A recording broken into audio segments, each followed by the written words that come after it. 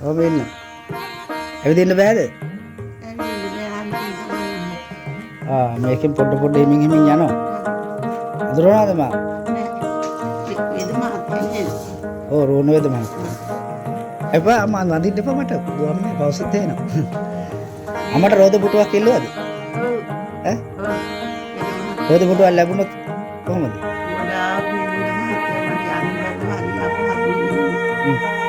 අපේ නිශානෝද මහත්තයා රෝද පුටුව අරන් එන්න. ඔය අරන් එන්න. දැන් ගොඩක් කල්ද යන්න ඇවිදින්න බැරි වෙලා. ආතරයිටිස් ආවේ. කොහොමද දන්නේ මේ දණි පොළ තමයි කැක්කුනේ. ඔයා සනීප කරන්න පුළුවන් අපිට නම් ඉතින්. අපි මෙහෙ නෑනේ ඔය කකුල් ඇද වෙන්නේ ආතරයිටිස් වලට තමයි. කාට්ලේජ් අවුල ප්‍රශ්නේ. ඇද වෙලා. ඒකනේ. දැන් මේකෙන් චුට්ටක් යන්න පුළුවන්. ඒකත් කැඩිලා. හරි. ජානද මහත්තයා ගෙල්ල බලන්න අම්මව නග්ගන්නකො. අර මේක ගලවන්න ඕනේ. අන්න ඒක.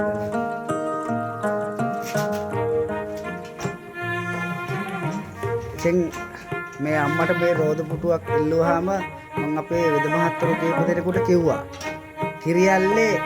කිරියල්ලේ ඇස් වෙද මහත්තයා තමයි මේ රෝද පුටුව අරන් දුන්නේ. මම ගෙනල්ලා දුන්නට මම නෙමෙයි.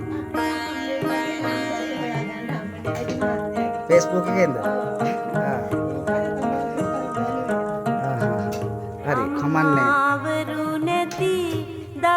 බලන්න අම්මා පොඩු දුර වාඩි වෙන්න. වාඩි කරන්න පුතේ.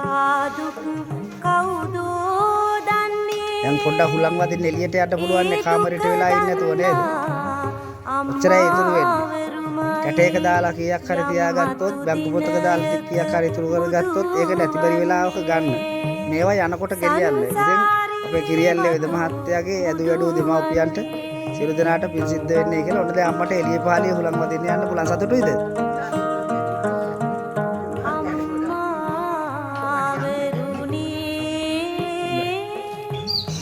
අම්මා යන්නන්නේ සතුටු වෙන්න hina වෙන්න.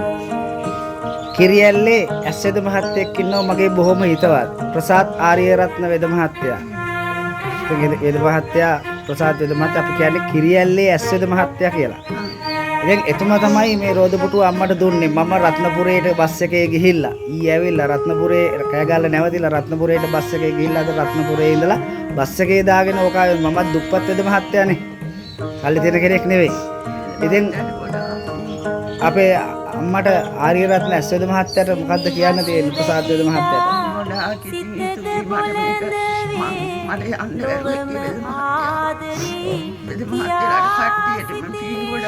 ඔව් දැන් මේ ළඟ නිකවැරටි අපේ දිගන්නෑවේ අපේ නිශාන් වෙද මහත්තයාත් මාත් එක්ක ඇවිල්ලා ඉන්නවා. ඉතින් අම්මා ඩන්න එපා. හොඳේ. දැන් අම්මට සතුටුයි වෙන්න දැන් ඕකෙන් එළියට පාලට හුලන් ටිකක් වදින්න යන්න පුළුවන් කාමරේට වෙලා කොටු වෙලා ඉන්න ඕනේ.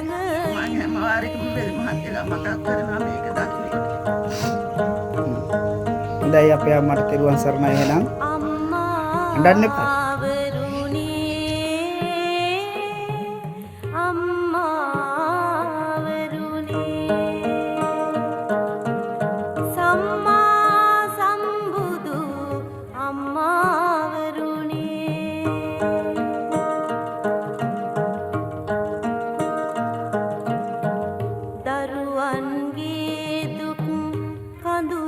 දකිනදා සුරලොව සිට අත